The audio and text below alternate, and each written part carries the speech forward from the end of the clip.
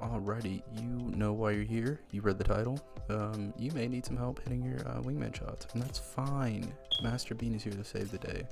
Don't get too discouraged about it. You know, we're all in this together. We're all trying to improve. We're all trying to get better. First, we're gonna start with your settings. These are mine.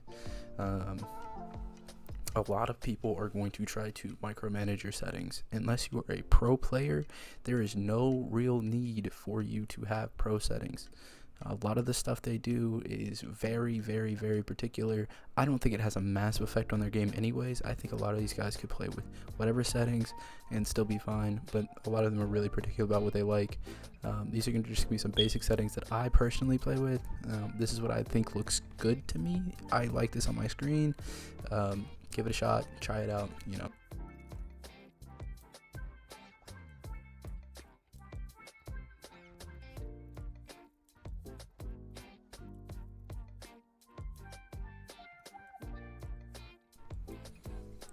Alrighty, after we get through with our gameplay settings, we're going to move to my personal mouse and keyboard settings. I run 1.2 sensitivity, playing a 1600 DPI. My ADS mouse sensitivity, if I can speak, is a 1.2. Multipliers at 1.0. I don't have any per optic ADS settings on mouse. No mouse acceleration, that's huge. You don't want that on. None of the extra stuff there. You can run that if you want. I don't know why you'd invert your mouse. I guess if you're left-handed. Is that what that does? Whatever. These are also my keybinds. They're pretty uncomfortable for some people, but that's what's comfortable for me. So that's not really going to help you out much. Here's my controller settings as well. My ALCs are there too. I don't play on controller anymore. For the most part, if I feel like I'll hop on every now and then. I don't have any per optic ADS settings, but those are my controller settings. This is what I run. Video, 104 FOV is probably the most important thing here. Everything else, I have a 3080 and a pretty good CPU, so I can run the game at, if I'm making content, it's at about 140 or 150 FPS. 200, you know, whatever. If I'm not, I can top out at 250 on, you know, everything I'm running here. But if you really need your capped out, maxed out FPS, then by all means turn everything to low. I just think this looks good. The low poly stuff just doesn't look visually appealing to me. If I'm not appealed to what I'm playing, I'm just not gonna have as much of a good time, if that makes any sense. But that should pretty much do it. I don't really have anything else going on in audio. I just leave it standard. Alrighty, so once we are past our settings, we can kind of dig into ways to warm up. What I have on the screen right now is just some like random little things I do before I get into like a game, especially if I'm specifically focusing on the wingman. I don't think you can improve all that much from being in the firing range. I think mechanically you can improve a bit, especially just getting a little comfortable shooting. But for the most part, running around hitting non-moving targets, it isn't going to do much for you. Scout of Honor is okay, but it's a bit too forgiving. I don't know. It's not that useful. So these are just a couple random little things that I'll run through and warm up before a game. I'm working on some movement, you know, sliding, jumping, landing shots off of that, switching from target to target. That's one thing these little dudes are good for. Just, you know, going from one side to the other. It helps with a couple like back and forth flicks that are alright. There's stuff like that where you're just trying to get used to your sensitivity that are going to be pretty helpful. Like over here, I'm sliding, you know, hit the dummy from over here. It's again, there's limited benefits to this. You can do this as long as you want, all day long, and it's not going to help you get to the point where I'm sure you want to be. I think a lot of people can get to a very good baseline here. By good, I mean, you know, pretty mediocre from here, but you're really not going to do much improving from in here.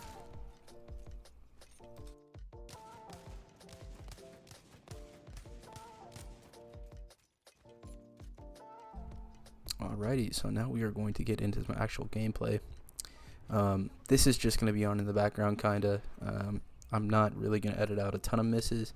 I just want to make this as authentic as possible. I'm a real human being. Everybody is. Everybody's gonna miss shots. You're never gonna be perfect, and that's one thing to be. That's a big key to be better with the wingman. You're not gonna be perfect. You're gonna miss shots. You're gonna have to switch to a secondary. Nobody in this game, even the best players in the world, are going to. They're not all gonna hit their every shot that they take. Obviously, I edited out some real bad whiffs and dead periods, but for the most part, this is pretty raw. What this is from, this is in arenas. So arenas is a hidden gem, and I don't think a lot of people realize that. Arenas has played a massive role in helping me improve for various reasons. I don't think people understand that you are halting your progression by jumping into regular BR and running around for 35 minutes looting, and then getting into a fight, dying, doing it again, or even landing, streamer building, and dying, rinse and repeat for days on end. You're at the end of the day in arenas, you are going to get into a fight every couple of seconds. And that's not split by a big period where you're cooling down and you're sitting around and you're running around and looting, or you're dropping in or whatever. This is going to be, it simulates actual fights, as in outside of the third party aspect, it simulates actual fights way better than jumping into a BR and pushing a bunch of teams unnaturally. If that makes any sense. If you're really trying to get into conflict and you're not good, it's going to be against your play style. Everybody's going to be taking 3v3 fights, though. For the most part, everybody's going to be taking 3v3 fights. So this is a pretty good way of getting, one, accustomed to the game. You really want to get in here and hard play the wingman. Do not grab another weapon. For the most part, when I was first starting out with this method, I kept trying to switch after I felt a little uncomfortable, or if I felt like I was costing my team. That's why you get into unranked, get into casual arenas, and play around. Obviously, nobody wants to lose, but if you need to lose a couple games, or if you need to cost your team in the name of getting better, in the name of improvement, you do it. You do it, dude. This bit's a little funny. We whiffed a bit here, and so Gibby had to catch the hands.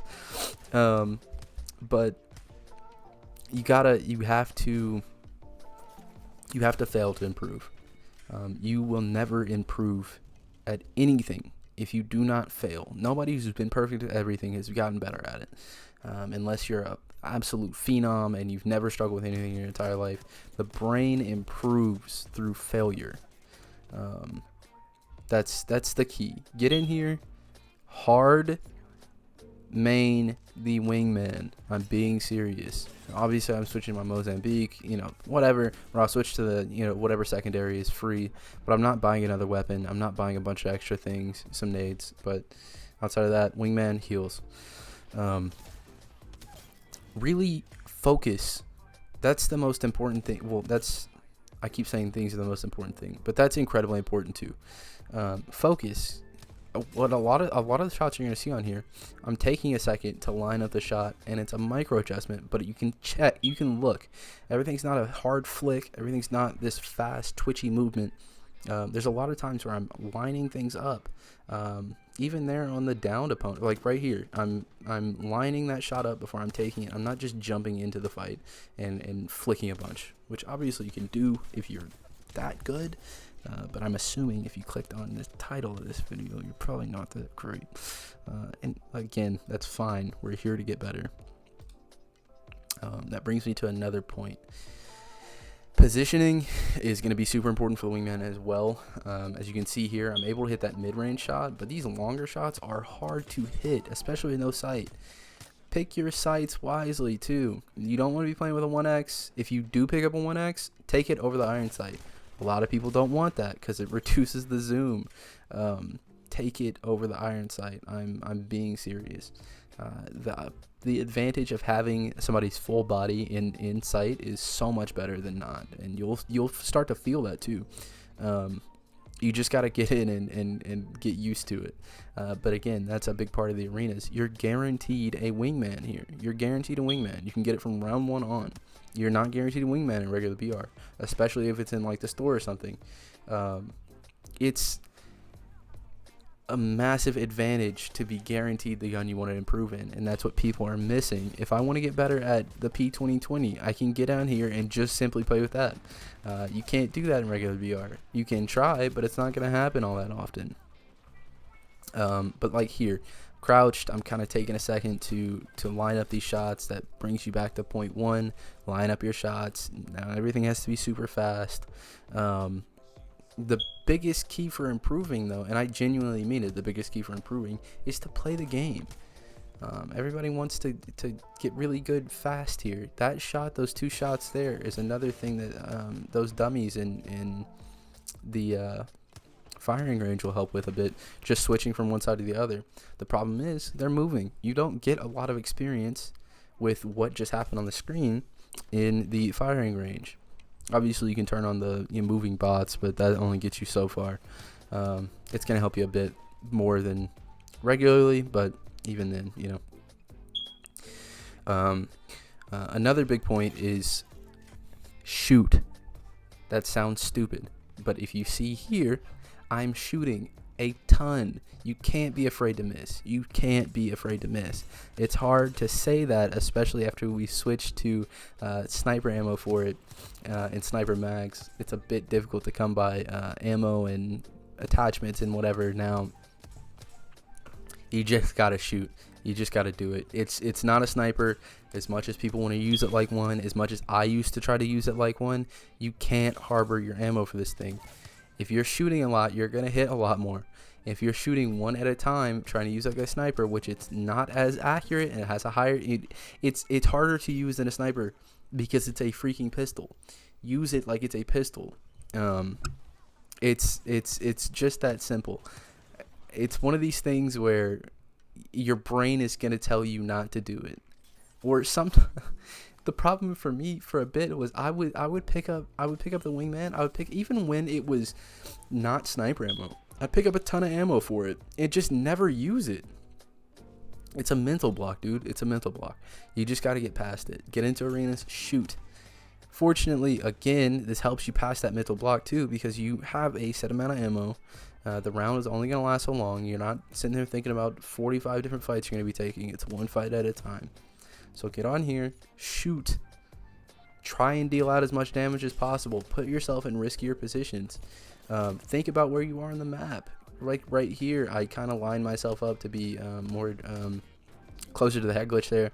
Obviously, it didn't work out all that great, but even then, I was sitting there thinking, how can I make this as hard for them to shoot me as possible, and how can I make it easier on me to land shots on them?